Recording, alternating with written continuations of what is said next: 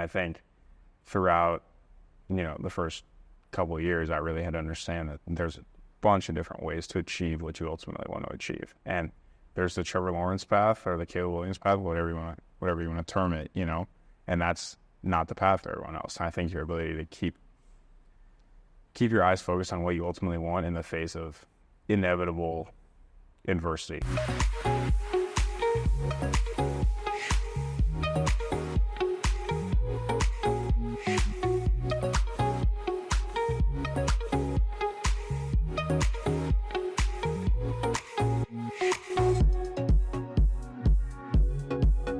All right, welcome back or welcome to Y Option. I'm your host, Yogi Roth, and I don't want to guarantee anything, but I'm going to go on a limb and say this is the only time you're going to see me in a full suit doing an open to this show. Where am I right now? Well, I'm in Lucas Oil Stadium in Indianapolis for Big Ten Media Days, SC logo, UW logo. There's logos everywhere. Jim Thornby, man. What's it like for you watching these media days go down? I know a lot of people are missing you, man. They're all saying, Jim, he killed it when it came to making sure these media days were dialed as we're underway here. Yeah, I'm sure. It was a little surreal. I'm not gonna lie, to see you and Ashley on the Big Ten Network set that on day one there. It was definitely brought a lot of emotions to the fold, but also it was just cool to know to see you and Ash and Guy Haberman all, having new opportunity and seeing Lincoln Kennedy have some opportunities at the Big Ten Network as well. And then seeing all the other news along with the CW, with the Pac-12 and the ACC, with the Amberback, Mike Yam going back to doing that, and GB and Ted and Nigel and Bump and Max, and I'm probably forgetting somebody else, but that whole, another whole group. So it's just, it's good to see that even in the face of all this chaos with college realignment, that there are still opportunities for people to do what they love. Yeah, that's really well said, and that's kind of reverberated throughout. You go to these dinners at night and you're around a bunch of people in the media, and the first question always is how you doing? So glad you landed. How are your colleagues? How are your friends? I've been interviewing with people all day long, just talking about our colleagues. Some of them, of course, JB and Ted, people that you reference, have landed. Some haven't. Some are still working on it. So we'll just keep competing for anybody. So if you're out there listening and you want somebody who's really smart in the sports world, whether it's production or events, there's so many people at the Pac-12 that are in a tough spot right now that have absolutely thrived. And I want to send so much love out to all of you. I think being here, the first segment was surreal. I'm up on that set, and thankfully I got to see Ashley next to me, to your point, as well as Dave Refson, the host here, who's been here since day one. And it was just whoa, different mic flag. It was just kind of unique in that regard. And then as you settle in, you recognize that while the business of college sports has changed, people who are in it haven't. I look at the people I'm on set with and have been on set with, Jim, they've been here since day one. Day one, they've been there. So it was beautiful. The pride they had was very similar to the pride that we all had, and that bond that we all shared. And then talking to people like Todd Blackledge or Joe Klatt, people were rooting for anybody that was part of the Pac-12 as this new world comes about. And there's also some excitement, right? And I think coming out of Vegas for you and I, there's excitement for the 4 teams in the Big 12. There's even excitement for the 2 teams going in the Pac-12 and their schedule. And there's definitely excitement for the 4 teams here in the Big Ten that have all departed the Pac-12 conference. So that's a good thing for the sport. I don't feel anybody having a ton of, I don't want to say sorrow anymore. There's regret, there's sadness for sure, there's thoughtfulness, but people are ready to go practice, go compete, and go talk about these games. Yeah, and I think, just so to not get confused, I mean, obviously you're going to be calling games on the Big Ten Network every weekend. You're going to be doing some studio stuff on the Big Ten Network. But here, in this platform, it's still the entire West Coast. It's still all the 4 teams that went to the Big 12, the 2 teams that went to the ACC, Washington State and Oregon State, and more. I mean, when the Mountain West stories are relevant for us, we're going to talk about them. So it's not just, hey, you went to the Big Ten and now that's all he's going to talk about. This is still, we're still in some ways keeping the band together with this platform. Yeah, and that's kind of been really enjoyable for me because, again, just to paint a picture, like I'm sitting now on what is known as Radio Row. So to my right and left, there are tables and headsets and a bunch of radio stations of people that we've been on their shows countless of times, and I've been on a bunch over the last couple of days, and they're all excited for Y Option and the future of it, and they're bullish on it. And I think it's a great point by you, and even my colleagues at the Big Ten. Like, they're going to be on this show to talk about, okay, when UW plays Penn State, we're going to want to learn about what is it like at Penn State. I asked James Franklin that today. Like, how do you choose a whiteout? Like, UW's like, hey, man, we lost everything. Like, you had to make us the team. But, yeah, you're right. I mean, this is a platform that we have committed to and are so grateful for the people who have committed back as subscribers to our emails or those that have even paid to get subscriptions to our content. We are going to celebrate and talk about college football through the lens of the West Coast. So when these two logos play teams that you haven't played in a really long time, we got you and we got your opponents. Same thing when Utah plays Central Florida. If you live down there and you're in Orlando, we got you covered. And, of course, for the Utah fans, because ever since we announced that I was going to the Big Ten Network, the love from so many people, but Utah fans specifically, I got to say, like, my DMs are, I'll respond, I promise. It's just been beautiful, which, I don't know, Jim. I hope we all leave the world in a little better place or make people feel good about the work that we've all done. You have done that. People ask about you everywhere. Every bowl rep is like, how's Jim Thornby? I heard you guys have teamed up to do something together. So it's been, it's becoming a little bit more, I think, like, it's already real that I'm working for the Big Ten, but it's also real that we have something going with Y Option. So nothing really feels new. Like, the way college sports works is that you go so hard and so fast that after, like, the first half a day, you feel like you've been in for 6 months. And that's how it feels now. Like, I feel like it's almost like mid-season, and I just finished day 2. So yeah, it's that's how I mean, we got into this industry because sports is supposed to be fun, right? So, like, let's Amen. celebrate that. Like, there's enough people that can take you through all the legalese and lawyer stuff that's going on in the college sports world right now. Like, I'm not going to pretend that I'm smart enough to decipher all that contract and stuff like that. I want to talk about the games. I want to talk about the players, especially the players. Like, let's continue to elevate them, to get you to learn about them as people, because I think that's where people really gravitate towards college football. Amen. Okay, so let's talk about that. I want to set the stage for today's interview. It's the guy who's going to be playing quarterback at USC. Okay, no surprises here. It's Miller Moss. If you read the description, you probably know that it's him already. And of course, all of our interviews are presented by our founding partner, 76. Miller Moss has done something that very few quarterbacks have done. He hasn't transferred. Let's look at the stats. 46 of the projected starters in major college football this year, out of the 68 teams, are potential transfers, who have at least transferred once. He's not one of those guys. He grew up as a child, wanted to go to USC. He signed at USC. Caleb Williams showed up. He didn't leave USC. He doubled down, went to work with Cliff Kingsbury behind the scenes when Cliff was on the staff last year, prepared himself for an opportunity. When he got in the Holiday Bowl, 6 touchdowns, scared off anybody in the transfer portal who was thinking about USC, and entrenched himself to be the guy. So some numbers for you, because SC fans can't argue this. No one can argue this. Is the genius of Lincoln Riley. Kyler Murray, his 1 year as a starter, 42 touchdowns thrown. Jalen Hurts, 32. Caleb, 42 and I think 30. I can't really read my handwriting right now, but 30-something. And Miller at 6 in his one game. Right? I just say all that of like he is going to ball. And why is this team going to have success? I think it's 2 reasons. One, he's going to be able to play on rhythm, meaning like Caleb, he was a magician. He's the best quarterback I've ever covered in my life. Miller is going to be more Jared Goff, play from the shoulders up. He's going to play on rhythm. The ball's going to get out. They've got weapons for days. We'll talk about that in future podcasts. Second thing is his leadership traits, man.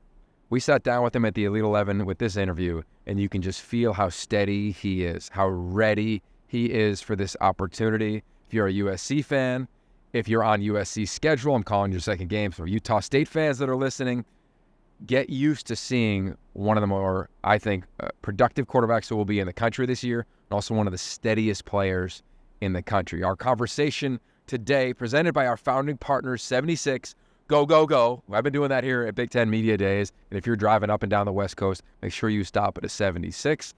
Them and us present today's conversation, USC starting quarterback and leader, Miller Moss. Good to see you. Good to you. I can't help when I see you think back to like you coming out of high school here in Southern California. Like when you think of the journey you've been on, I know you've been asked about it a lot, but now that you're the guy, like you got this beautiful opportunity in front of you, like what's the perspective you have on your path, your journey, your story as a quarterback? Yeah, I mean, I think it's hard to kind of contextualize the whole journey in, one sentence or one word. But I think when I look back on it, like I continued to make the next right choice for me in my career and my development. And I think I owe it a lot to the people I had advising me in my support system, but I also am proud of myself for exercising patience in the face of an unpredictable transfer portal climate and everything else that was going on. So I think like patience is really the biggest word that comes to mind when you talk about the journey so far. The next right choice. That's a pretty powerful few words, in my opinion, because it's easy to look at like the choices down the line at your position. How do you navigate the discipline to do the next right thing?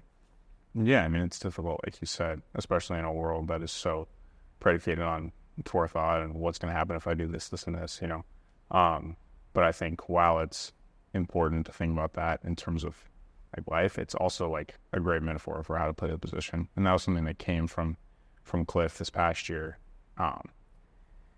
and being around him. And one thing that he said, no matter what happens, you just have to make the next right choice on the next play. And that's what, like, you can take everything there is about playing the quarterback position, but if you can make the next right decision on the next play, everything will work out fine. Find that next completion, get us in the right run call, whatever it may be. So I think that it's a great way to quarterback, and it's also a great way to, life if you can have the just to do so, which I don't think I would have been able to have done without the people around me, and I give them a ton of credit.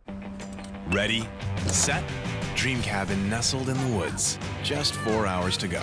New job halfway across the country. Butterflies before a first date.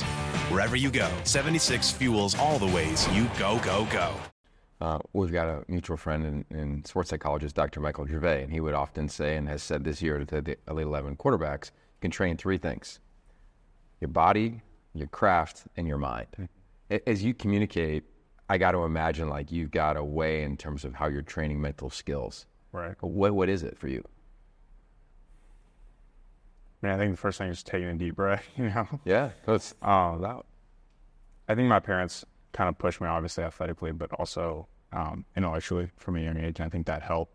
And a lot of the stuff I've learned about media, I've learned from my dad being like, when I'm a little kid, like, listen to what Kobe says. Like, Kobe's crediting his teammates right here. And I think like you just build so many repetitions through passive learning in doing that. Or look at Sam Darnold, like just won MVP of the Rose Bowl, but he's giving his kicker credit, So I think a lot of that stuff comes from just like paying attention intentionally.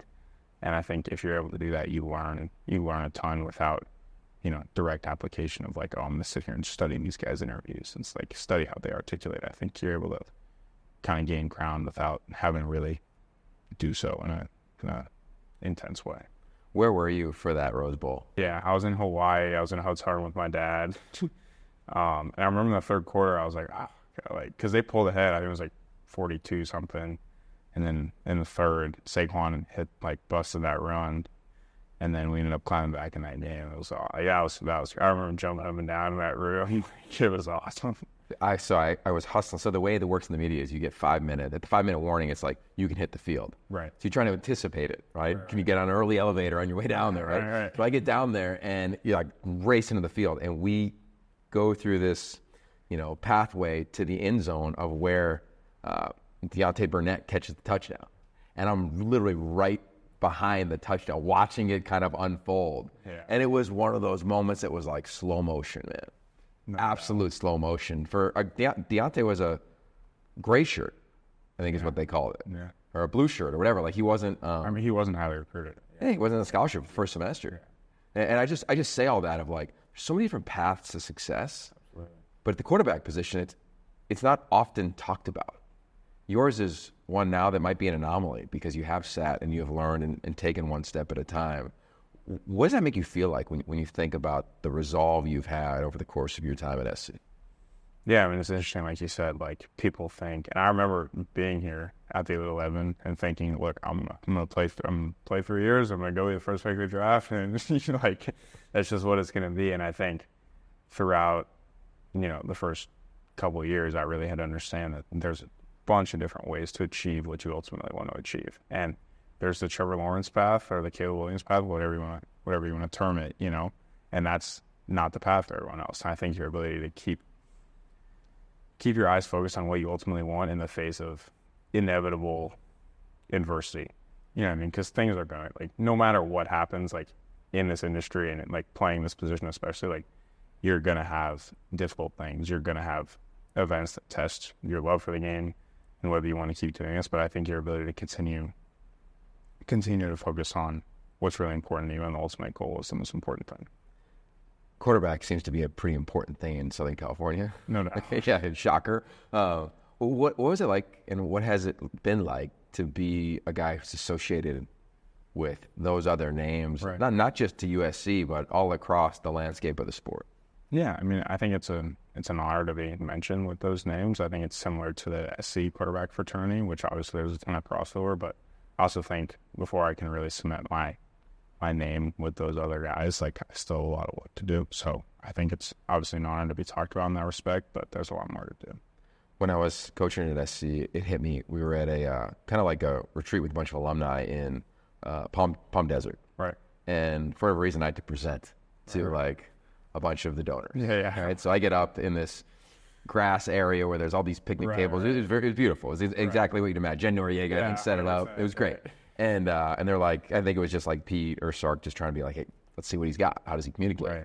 And for whatever reason, this line came out of my mouth that I've used many times, which I want to share with you, which is when you sign at USC as a quarterback, you become a household name. I believe that. Right. And when you start, you become a Heisman candidate. I don't believe that at that position in any other place in America. What's it like to live that? And would you say that it's accurate? I think it's absolutely accurate, but I also think it's not something that you can carry around with you every day because it's too big of a responsibility to continue, like, to have on your mind constantly. And I think it reverts back to what we were talking about earlier. Like, if you try to take all that on at once, like, oh, like, I'm the starter at USC, like, oh, I have all these expectations, like, it becomes eventually, like, too much to carry around. So, like, I think it reverts back, like I said, it reverts back to continuing to make the next right decision. And whether that's for your team, for you, in the face of a question you're being asked by a coach, whatever it may be, for your family, like, I think that's what it continually reverts back to. And I think that kind of takes some of the pressure. So, I mean, like, I don't know if I like the word pressure in that sense, but it takes some of the bigness of the job away from it, and it brings it down to one thing, which is whatever the next obstacle is, whatever the next play is, whatever the next defensive coverage is, just continue to make the next right decision. I think at any level, I don't know if you know this, I'm a head coach of a flag football team for 8 and 9 year olds. But at any level, whether it's that or whether it's your level or the NFL, quarterback and head coach are tied. Right. Like, you're just together. It's a beautiful relationship. It's a unique relationship. It's a powerful relationship. It's one based on trust and love, and you got to pour into one another. Curious what it's like with Lincoln Riley, because he's one of the best to do it in recent time in this sport. Right. No, I think it's everything you said. You know, it's powerful, and it's obviously unique and valuable to the team. I think Lincoln's really unique in that he creates an environment in which I can have open communication with him. I don't know how other head coaches do it, but I can imagine that as the head coach, they might be more reserved with their players. And I think Lincoln's really special in that he creates an environment in which we can talk to him. When it comes to the actual football side of things, I've never met anyone like him. In what way? I think just his creativity and attacking defenses, coupled with his work ethic. You know, like, I think that's where we've really bonded, is our love for the game and our love to continue to improve, and just the fact that we'll do anything to win. You know, I think that I see that in him, and I want to play for him. You know, and I think he evokes that from guys that want to do it the right way. They want to play for him, and they want to be special for him. You know, and I think that's what you want out of your head coach. Love it, man. I think if you didn't live in LA, I think it's understandable to think it's LA. How do you navigate what Los Angeles is? Right. And then there's this other world where you're playing at a high level and you're like, I just get lost in the work. Right. Regardless of setting. How have you navigated the tension between living in a global city and being on one of the most iconic franchises and programs in the history of all sport, let alone college football, and like being lost in the work? Right. Yeah, I mean, it's a good question. I mean, there are a lot of days where I don't need a 2-block radius. Like I get on my little electric scooter and go to the facility all day, and then I go home at 8 p.m. or whatever it is. I think the biggest thing when it comes to enjoying what's around us is using that as a springboard to help the team come together. You know what I mean? Like if you have the opportunity to go to LA Live or go bowling or whatever and go to the movies, like if you can use that to cultivate like a bond between the team, I think that'll ultimately help you a ton. Now, obviously, there's another side to that, which we try to stay away from as much as we can. But look, LA is where I grew up, it's where I'm from, and it has a ton of great things to offer. But at the same time, like we know what the most important thing is, and that's doing everything we can each every day to win football games. Best advice you've ever received is what? I don't know if it's necessarily advice, but it's something I revert back to a lot. I know I brought up Cliff, but Cliff used to say to me, like, cut it loose. They can't kill you if you're already dead. And like, I think obviously like that can be taken the wrong way, but for us, it really meant like you've been through what you've been through up to this point. It's made you who you are.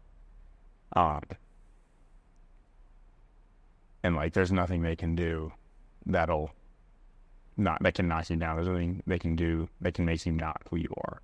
Like everything you've been through has prepared you for this opportunity, for this point. And I don't know, whatever happens in his career or my career, like I'll always have a ton of love and appreciation for him. But that was one thing, something that stuck with me. I love that. I have a theory about that. So this is probably like 2013, 2014. Right. I'm following the Seahawks all season long. So I'm going every road game, every home game. We're on a road game. I think it might have been DC. It might have been playing RG3 in the playoffs. They ended up winning that game. Seahawks ended up winning that game. And we're the night before the game, and I'm kind of in the team reunion room, watching the whole thing go down. And then afterwards, I'm out there with Coach Carroll, of course, a revered coach from USC, right? We all know who he is. And he's playing the piano, and he's crushing on the piano. And I go up to him, I say, hey, like, how can you just be like so just chill right now, or having so much fun, right? Like, if you're not stressed, it's the NFL, this is all the stuff, it's a playoff game. And he just starts playing, and he's really good pianist. And he goes, because, like, they already killed me twice. Like, can't get me again. Exactly. And I think there's something to that of like when you've gone through hard things.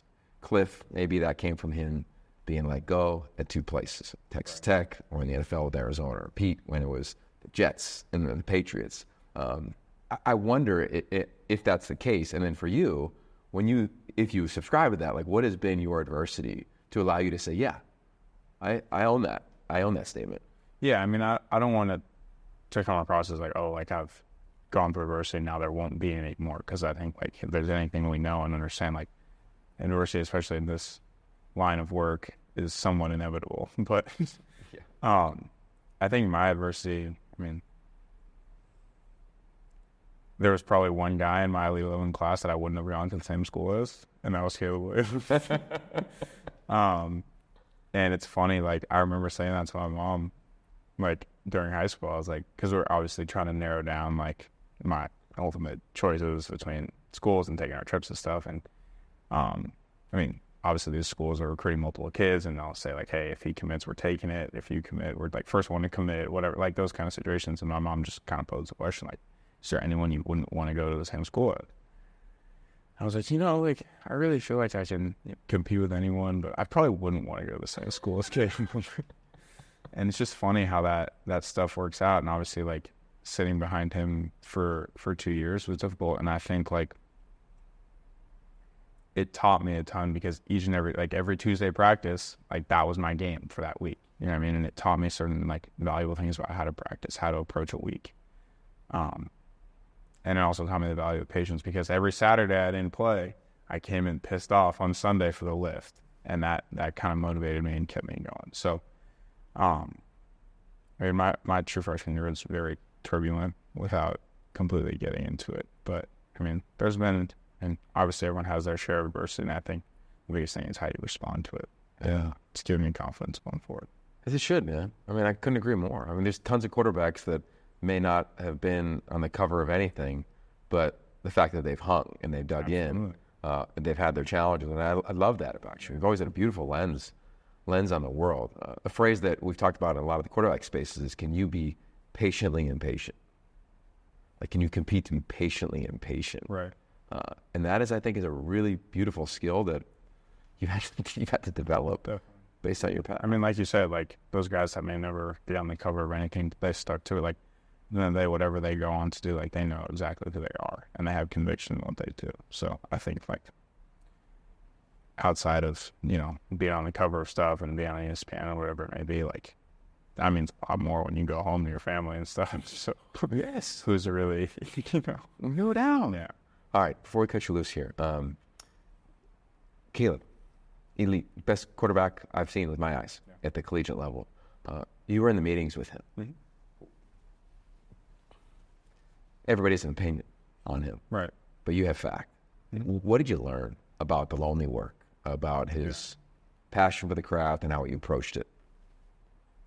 I mean, when you said it, he's probably the most talented player at the position from a physical standpoint.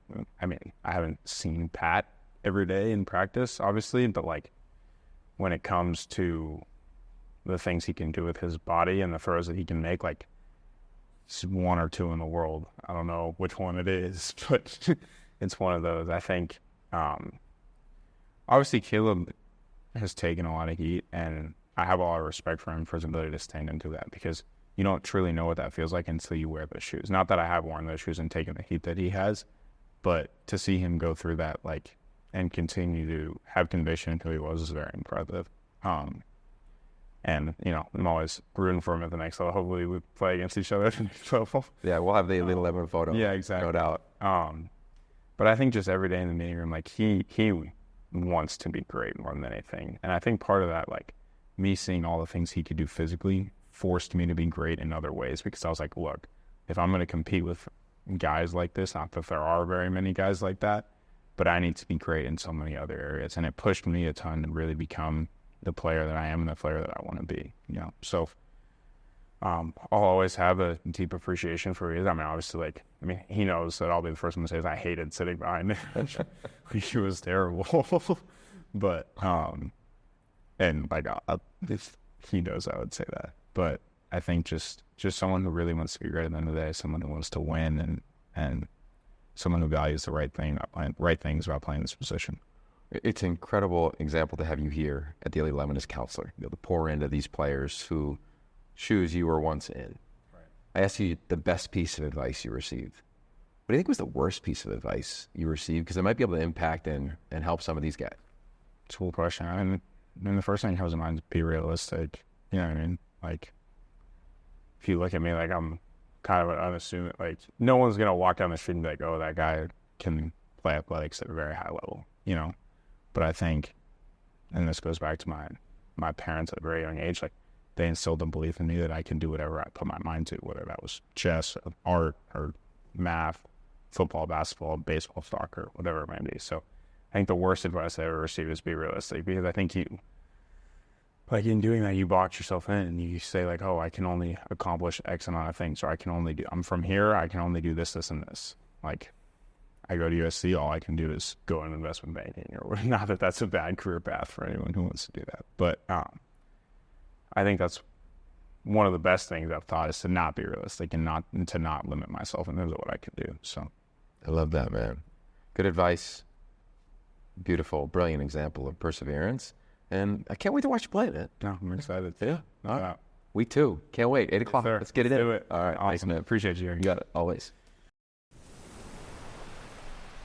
It's the Afterglow. Jim Thornby, Yogi Roth. I'm here on Radio Row. And I got to say, Jim, because you'll appreciate this, I'm looking up and down, and I'm watching like Andy Staples just bust his tail all the way down to the edge. I mean, John Canzano, and everybody's kind of working as hard as you'd imagine. And football season is in effect. But this is the part of the show where we reflect back on the interview we just had with Miller Moss, presented by our founding partner, 76. And we talk about, what do we wish we asked? What did we learn? What do we want to ask him next time we have him on, Jim? Your takeaways from Miller Moss. Yeah, well, we did that interview this summer at the Elite 11, and when it was finished, I and talked to him a little bit, and I was curious. I was like, when you look at your own career, do you look at what Joe Burrow did at Ohio State? Redshirted as a freshman, was JT Barrett's backup for 2 years. Now, he transferred, obviously, to LSU, and I'm not going to say that Miller was going to win the Heisman this year, or, it was his second year at LSU that Burrow won. But, I brought that up to him. He's like, well, Joe Burrow is one of my favorite players. So not to put any pressure on Miller, but, like, it's kind of, while this is a pretty unprecedented thing for someone to go, especially in today's day and age of college football, where it's, people are dipping out left and right. There is kind of one example that you can point to, and it's a really high level for him to kind of reach, but it would be pretty amazing if he could really follow in those same footsteps. Oh my God. I mean, think of their schedule. Like, if they can catch lightning in a bottle, right? I think they've got all the capabilities to beating LSU in the opener in Las Vegas. They do that.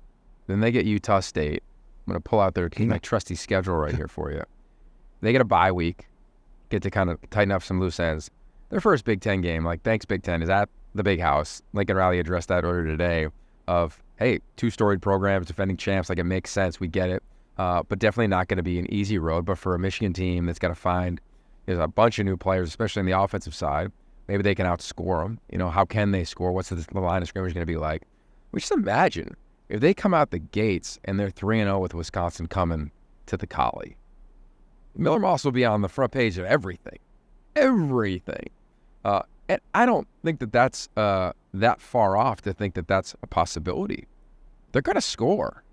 You got to imagine that. It's not like they don't have players or playmakers. We know the defense is going to be better. And I think just hearing him at the Elite 11 and then watching and observing him as a counselor around the quarterbacks, he's got these leadership traits that just remind me of Cody Kessler from back in the day.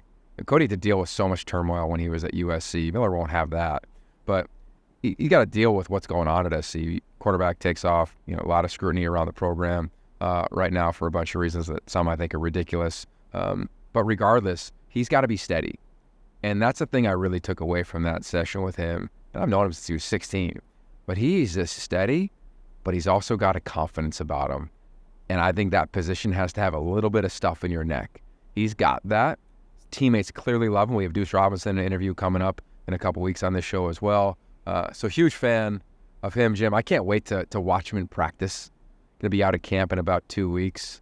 And how about us? Back-to-back Big Ten quarterbacks, Dylan Gabriel, Miller Moss. What'd you think? And again, we did both of these at the Elite 11, and we're really kind of just shining examples of what that position can be, not just on the field, but as a person. Like the two of them, the maturity from both of them, like, really blew me away in talking to them at that camp. So I'm now really excited to now root for both of them this season to really reach their full potentials. Yeah, I couldn't agree more, man. All right, so there it is. Miller Moss, quarterback, USC Trojans. I want to just take a minute and not only thank our founding partner, 76, but thank all of you, because this is a community that we're building. A mid-conference realignment, and maybe your team is Cal, and they're in the ACC, and you're like, hey, what's up? What's going on over there? They just got out of media days on the East Coast and travel back to the West Coast. So whatever you're going through, this is a hub for you. This is a community for you.